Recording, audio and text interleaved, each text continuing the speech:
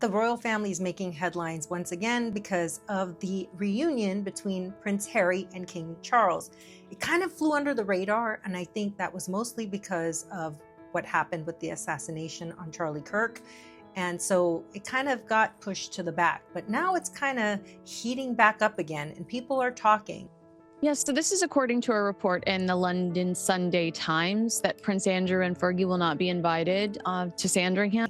I'm from a Commonwealth country. Originally, I was born in Belize, which makes me very familiar with the king and queen and all, I would say, ceremonies that they have. Queen Elizabeth, not only was she on our money, but we also consider ourselves, when I was born, it was actually considered British Honduras and not Belize. I think I have a little bit of room to talk about the king and queen and things of that nature because we grew up with that kind of, lifestyle. Tea for breakfast, dinner, and then tea again at night. So I grew up with that that British mindset, and not only that, a lot of my family members ended up moving to England. This Christmas, King Charles is telling Prince Andrew and Sarah Ferguson, Fergie, "You're not coming to the party." Meanwhile, Prince Harry sneaks in for tea with his dad, but walked out feeling like a dignitary, not a son. Who is really pulling the strings inside of Buckingham Palace? That is the question. Who is being left behind and why? Ever since Harry and Meghan Markle stepped away from the royal life, the wounds have been opened and deepened. We've seen the Oprah interview, the Netflix series, Harry's memoir, Spare.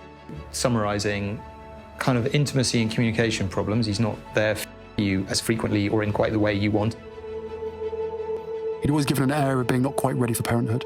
The responsibilities, the patience, the time. Even he, though a proud man, would have admitted as much. But single parenthood, I was never made for that. Why would anyone write this piece of garbage? Especially someone of nobility, someone that has nothing to prove, someone that gains nothing from doing it other than destroying the reputation of his own family. I mean, I could certainly understand Meghan Markle airing her gripes with the royal family. She doesn't really have much to gain. She's an outsider from what I see. And they genuinely have not tried or attempted any kind of fig leaf toward Meghan Markle and the two grandchildren. I stand behind what I said in my original video when talking about the royal family. There's a lot of jealousy, a lot of people trying to usurp the other person. I'm more important than you. I could never live in a lifestyle like that where you're bowing and curtsying to members of your own family. Try to imagine how hard that would be. Let's talk about through this entire thing. Through it all, King Charles has maintained this reputation of being distant. For him, duty always will come first. And that is how Queen Elizabeth handled everything. Never explain. Now let's talk about the staged meeting here. Fast forward to September 10th. After nearly 2 years apart, Harry meets Charles at Clarence House for tea. It sounds warm, right? Well, not exactly. The reports are coming out and it is immediately swirled that the meeting was cordial but cold, more like an official diplomatic visit than a family reunion. But like I said before, this is a family that's very rigid and structured, and they have to do things according to protocol. So there's never going to be this warm, fuzzy feeling. These people are very ritualistic. So Prince Harry's PR team quickly fired back, calling these stories false and blaming palace insiders for, again, sabotaging any chance of real reconciliation with his father. But the symbolism was telling.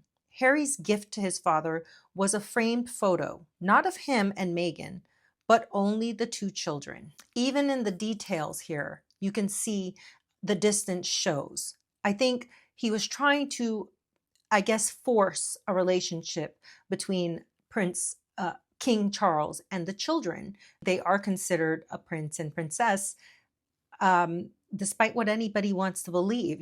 Prince Archie, Princess Lilibet. Lilibet even shares her grandmother's middle name. So let's talk about the power play here. Here's the bigger picture. King Charles has made it crystal clear. There's no such thing as half in or half out. You're either a working royal or you are not. That's the line.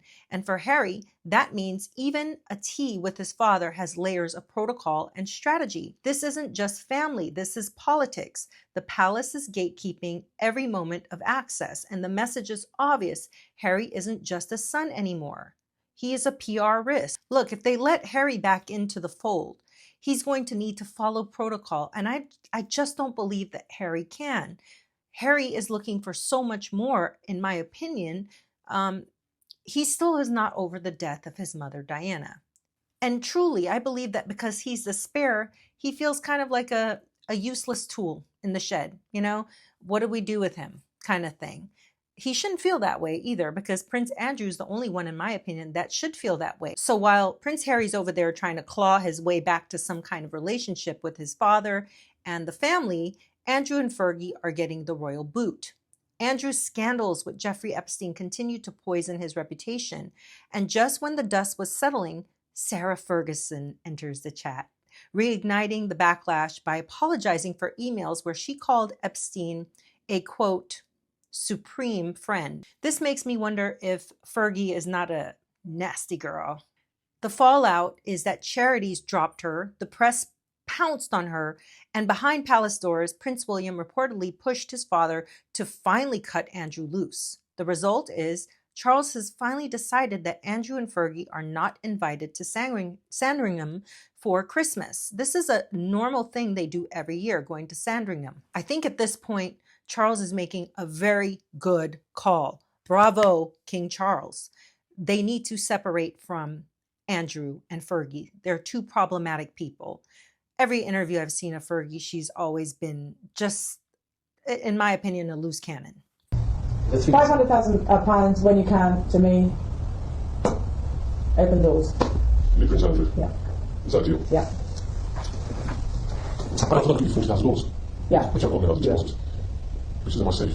But how do I give it to you? I haven't got bank. I haven't got bank. Want to go to, and then if we want to do a big deal with Andrew, then I just think. I do want, of course. Okay, of course. So you 500,000 in. Yeah, but that's a wire transfer. That has to be wire transfer. I mean, I've got to see. That's a wire transfer. That's completely above board. That goes straight to wire transfer. Really, But then that opens up everything that you ever wish. thanks. That's why we need some money. Yeah, we can do so much. No, definitely. Between you two, Right. and then I do it. Okay. You two talk, Right. I listen. Okay. Then I activate. Right. There's nothing to do with him. Because I was very active in the Middle East. He did lots of things in Abu Dhabi. Barring. No. He can't work there. He can't work anywhere because he's the Prince of England. No, but his job is. But you know what I mean. She's not a person, in my opinion, that represents the royal family in a becoming way. Now let's talk about the royal brand damage. Why? Because Christmas isn't just family time for the royals. It's a photo op. The traditions Queen Elizabeth cemented for decades. One bad headline ruins the whole carefully staged performance. So to keep the monarchy's image polished and clean, Charles is scrubbing Andrew and Fergie from the frame. Brutal, I know, but it's effective. What is next for this royal family? Will Harry keep pushing for reconciliation, or will he get pushed further into the margins? Will William keep pressing his father to exile Andrew even deeper? And has Fergie finally blown her last chance at royal redemption? This isn't just a family tree anymore, it's a chessboard. And the real question is, who gets to stay in the game and who gets erased? I want you guys to chime in here. I really feel like people dismiss the royal family as, oh, this is just, who cares? It's kind of like celebrity news at this point. But really and truly, we saw just from that massive dinner party that they threw with all kinds of leaders, the kind of power that the royal family has, and how getting the heir of King Charles is valuable. The kind of people he surrounds himself with, the way he shows himself.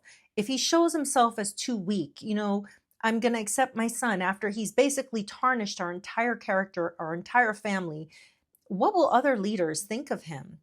I mean, I truly believe behind closed doors, and this is just my opinion, that Charles is a sensitive man and does want to be with his son and grandchildren and does want to see them, but he can't get past probably the things that was said about Camilla, the love of his life. And whether we want to admit it or not, that man loves Camilla and will do anything for her. I think he would do more for her than he would for his own children. Just my opinion. But you guys drop your thoughts in comments because the drama is only heating up. And don't forget to like, share, and subscribe. Have a great day. Think for yourself.